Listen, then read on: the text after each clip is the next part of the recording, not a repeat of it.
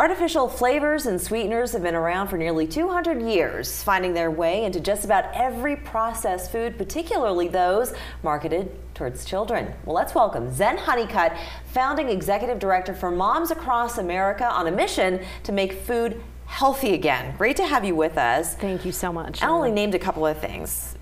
Processed foods, it's got all kinds of chemicals in it, and that is what your mission is to fight adding all these additives into our foods. Tell us more about this organization. Yes, additives and contaminations. Moms Across America has been testing. We initiated the first glyphosate testing back in 2013, so for about 11 years now.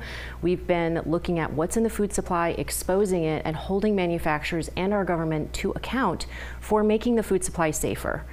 And we were talking about this, why isn't the government doing that? Why isn't the government self-regulating and making sure that what is going into our food chain is healthy and not filled with a bunch of chemicals? You would expect that they would. Most people, when they walk in the grocery store, would assume that what is on the shelves has been tested and regulated. Unfortunately, the government receives pressure from corporations, from food companies, from chemical companies, and funding. And so they're not making decisions and policies based on what's good for the American people and our health and safety. They're making policies based on what's best for the profits of these corporations.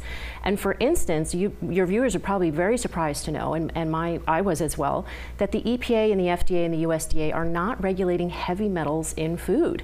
They only have some policies and guidelines for baby food, candy, and applesauce. That's it. And I've heard California is making a lot of strides in banning certain candies or colors in candies, things like that. How pervasive is it for the rest of the country, though? Well, only 7 other countries have followed suit. California did do a great thing, and with AB 418, they banned red food dyes in the food. So especially the school lunches, they will not be able to have that there.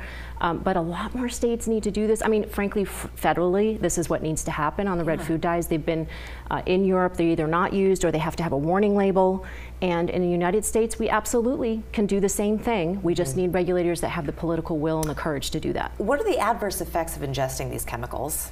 Well, these chemicals and heavy metals can cause cancer. They can cause neurological development, delays that can be lifelong and permanent at very low levels. And so we're concerned in things like Consumers Reports just tested Lunchables. And in one Lunchable, which is in the school supply, there was 74% of the maximum allowable daily level of lead.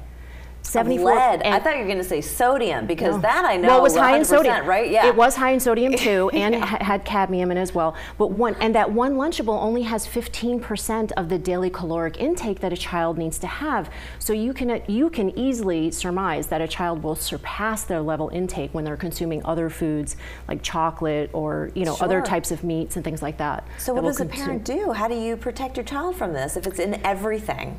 Well, it may not be in everything, but it is lead and heavy metals are found more in root vegetables and in meats, and pesticides are most commonly found on non-organic vegetables and fruits. So we do suggest to eat organic as much as possible. Regenerative organic is a great way to go because they reduce toxic agrochemicals and create more nutrients and carbon in the soil. So we're urging people to go towards regenerative organic and organic whole foods, locally grown as much as possible. How do we lower the cost of organic? Because that was sort of the whole point. You're not paying for the pesticides to protect the vegetables from the pests, but now we're paying more for organic. It's very frustrating because our grandparents used to just call organic food. It was just food to them. It didn't have to be labeled.